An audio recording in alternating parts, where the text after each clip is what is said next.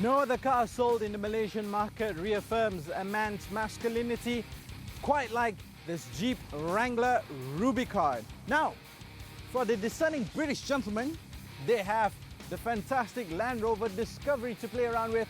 For the Americans, it's the best, which is this Jeep Wrangler.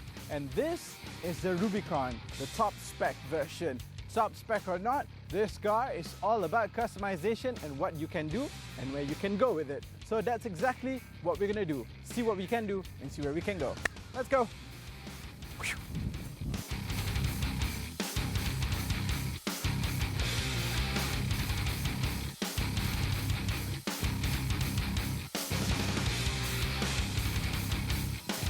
Okay then, we're doing a driving review of this Jeep Wrangler Rubicon. I wish I can go and attack those slopes in this housing area over here because I know that this car, if anything, can do that.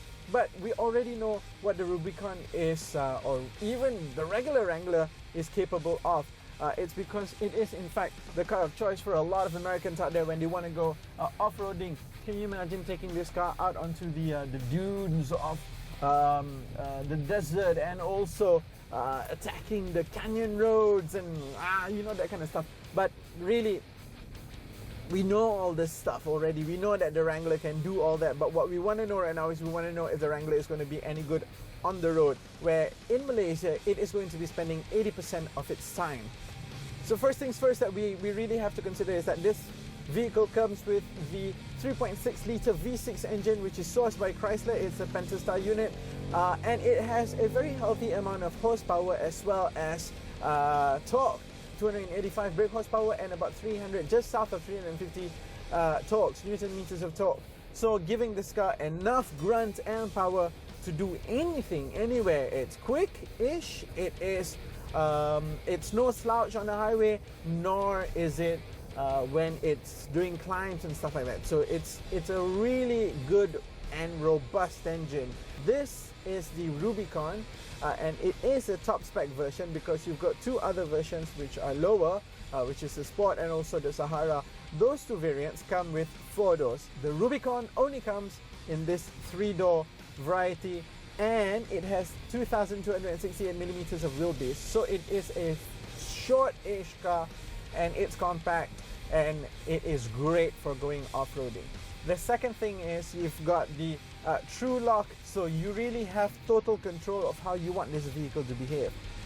Thirdly, it has the tried, tested and proven Jeep 4-wheel drive system installed. Fourth, it also has an electronically detachable front sway bar, which gives even greater articulation to the wheels, and that is really something that is very, very helpful when you want to go off-roading.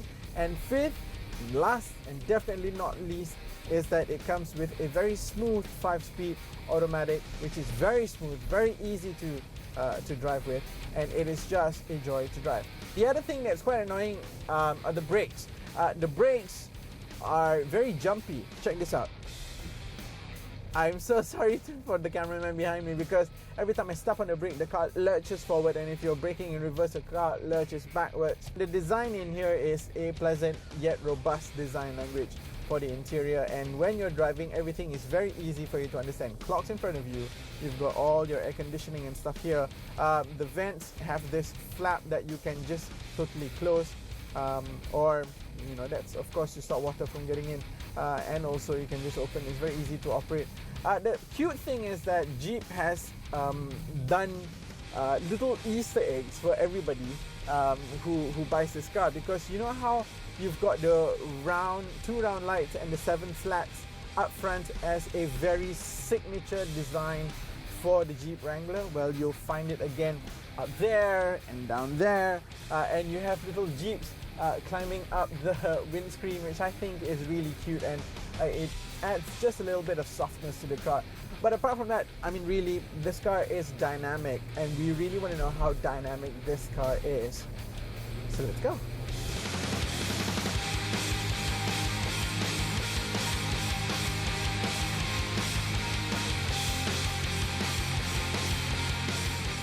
Now, the Jeep Wrangler was designed for one purpose and one purpose only, and it is to be the most robust vehicle to come up from stateside. So what does it need to be robust? What does it need to do?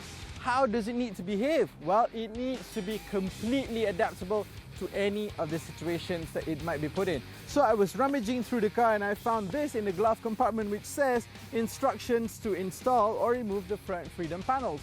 What is that? This car is a convertible. Wait, hold on a second.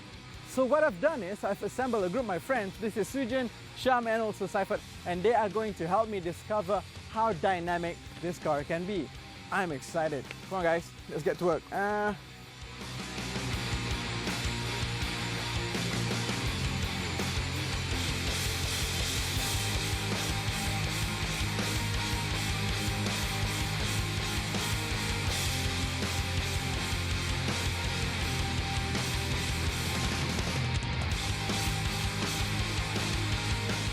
How awesomely dynamic is this vehicle? Along with my friends, just now you saw we managed to take off the two front freedom panels that Jeep calls the front roof over here, and that is not the only thing that you can get rid of in this car, because as you can see, I'm actually sitting on the roll cage which comes as standard and is the integral part of the frame of the car.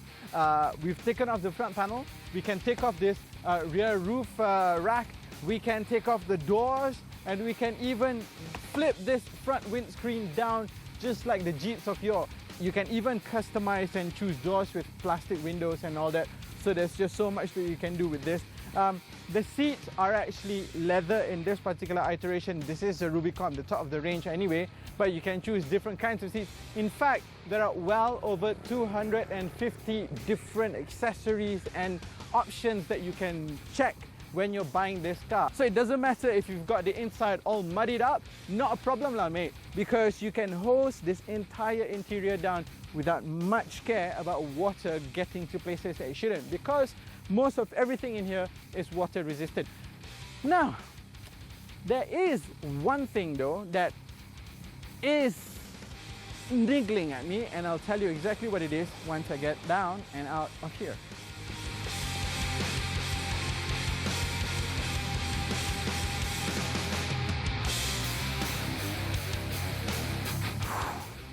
Okay, I've already expressed my love for this vehicle and the robustness that this vehicle offers you, and I think that's just such a refreshing take to what a car can be and should be in today's world. However, there is one thing that I definitely have questions and doubts about when we're talking about this magnificent vehicle over here. Let me just do this and I will get to the point. You see,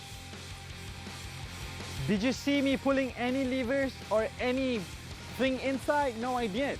To get to the engine bay, all I needed to do was just to unhook this rubber hooks, work that little hook over there under the hood, and that's it. I'm in this engine bay. I'm staring down the bore of this V6 Pentastar Jeep Chrysler engine. I'm here. I have access to this, and when I have access to this, I have access to everything in here. I have access to that battery over there. And this antenna over here, all I need to do is just unscrew it and that's it. It's mine. This vehicle, in today's economic climate, just beckons for people to come and steal stuff from it. Apart from that, seriously guys, you're never going to know what you're going to pack. So get your boots, get your bikinis, get anything you could think of, because you never know where the road is going to be taking you in one of these babies.